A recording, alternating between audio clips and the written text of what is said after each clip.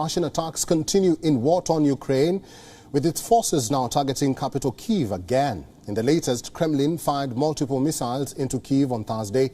The attacks took place while the United Nations Secretary General Antonio Guterres was visiting Kyiv.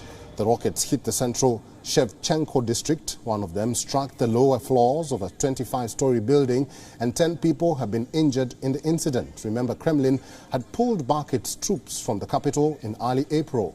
But the shelling highlights how Kyiv remains vulnerable to Russian attacks. The latest blast happened right after Guterres wrapped up his meeting with Ukrainian President Volodymyr Zelensky, who admitted that the United Nations Security Council failed to do everything in its power to prevent and even end the war.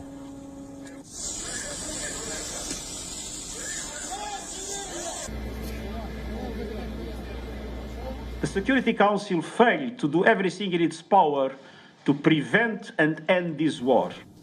Guterres also assured that the United Nations is doing everything possible to ensure an immediate ceasefire and reiterated the absurdity of war in the 21st century. When I see those destroyed buildings, I must say what I feel. I imagine my family in one of those houses that is now destroyed and black. I see my granddaughters running away in panic, part of the family eventually killed. Ukraine, meanwhile, lashed out against the attacks on the capital, with Ukrainian Foreign Minister condemning the bombardment as a heinous act of barbarism by the Kremlin, highlighting that it once again demonstrated Russian attitude towards Ukraine, Europe and the world. Zelensky has pointed out that after the latest attacks, it has been proved that Ukrainians must not drop their guard. Російські ракетні удари по Україні, по Києву, Фастову, Одесі, Хмельницькому та іншим містам вкотре засвідчують, ще не можна розслаблятись, не можна думати, нібито війна вже закінчується, нам ще потрібно боротись, ще потрібно гнати окупантів. Discussions between Zelensky and Guterres focused on evacuating Ukrainian fighters and civilians hauled up in a steel plant in Mariupol. On Tuesday, Putin had agreed to the involvement of the UN and the Red Cross to evacuate the plant. Ukrainian officials worry that Russia wants to capture those trapped inside. However, Russia has continued to deny this allegation. Meanwhile, U.S. President Joe Biden has asked Congress for a $33 billion support to Kyiv. This is a massive jump in funding, which includes over $20 billion of weapons, ammunition, and other military aid. The package intends to cover the needs through September. Just signed a request to Congress for critical security, economic, and humanitarian assistance to help Ukraine continue to counter Putin's aggression, and at a very pivotal moment. We need this bill to support Ukraine in this fight for freedom, and our NATO allies, our EU partners, they're going to pay their fair share of the cost as well, but we have to do this. We have to do our part as well, leading the alliance. The cost of this fight is not cheap. But caving to aggression is going to be more costly if we allow it to happen. The United States has also sent anti-tank weapons to Ukraine, this after Kyiv called for aid against Russian assault. President Joe Biden confirmed the added aid to Ukrainian defense. The United States alone has provided 10 anti-armor systems for every Russian tank that is in Ukraine, 10 to 1.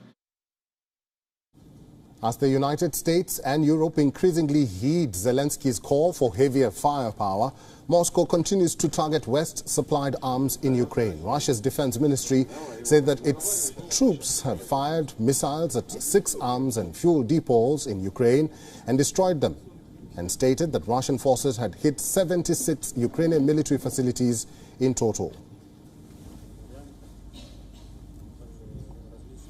Well, for more on this, joining us live from Riga in Latvia is our correspondent William Denslow. William, good to see you. President Zelensky and also Guterres blasted the United Nations Security Council for failing to do everything in its power to prevent and even end the war. Is this a concern of the Security Council's role in the war shared in the region?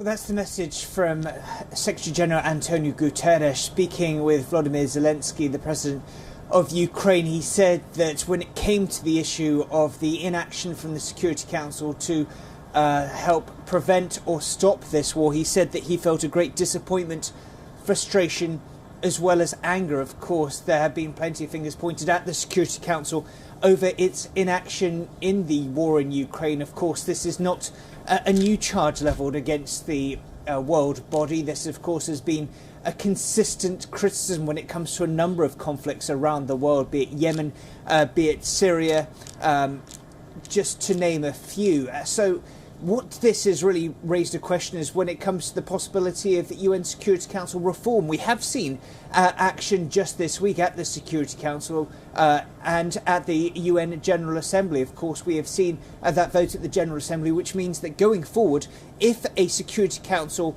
veto-wielding power, of course, Russia is included in those 5 nations of the 15 that hold a veto power, that will then trigger a meeting at the General Assembly, which, while it won't prevent the power of a veto, it at least provide those nations that use it an opportunity where they'll be forced to then explain their action. So, of course, we've seen there a little bit of action when it comes to accountability for the UN, but when it comes to the wider issues of being able to put strict sanctions in place, things like that, because, of course, the Security Council is the biggest body at the UN with the most teeth. There, at the moment, there's very little source of change, considering the fact that Russia is one of the 5 permanent members.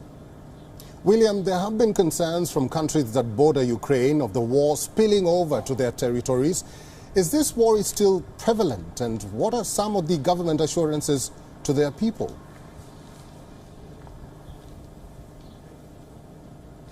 It's certainly a massive concern for example, if you take Poland, they've been warning that this is a fight that could well spill over beyond Ukraine's borders for a long time. That's also a message we're hearing from Kiev's officials, trying to persuade the likes of NATO and European powers, its allies, to do more when it comes to helping their fight. The message we're hearing from Kiev is that this is a fight that will not just be contained within Ukraine's borders if left unchecked.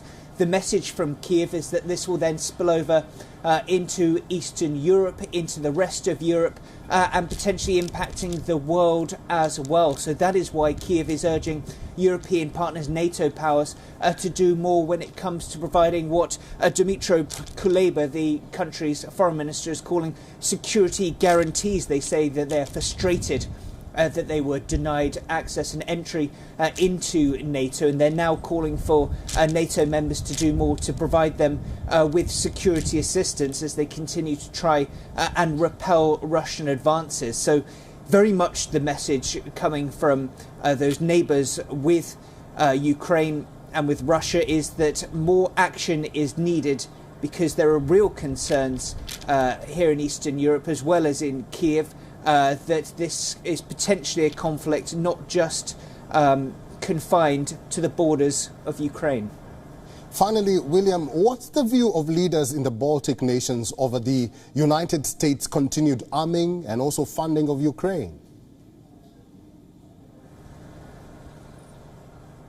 Well, there's certainly a degree of consensus, a degree of support. We understand that foreign ministers will be convening again this Friday to discuss the latest developments in the war, but there is a real concern. I mean, of course, we've seen Baltic nations as well as Scandinavian nations, those close to, geographically close to Russia, very much siding with Ukraine when it comes to their condemnation. There is a huge feeling of trepidation. That's why there are strong urges of support, be it with rhetoric or with action. And of course that logistical support that Ukraine has so been craving. This of course is something that is right on the doorstep of these nations here in the Baltic, so something those here are watching with a huge degree of trepidation. We'll have to leave it there. William Denslow, thank you very much for your insights and for talking to us today. WION is now available in your country. Download the app now and get all the news on the move.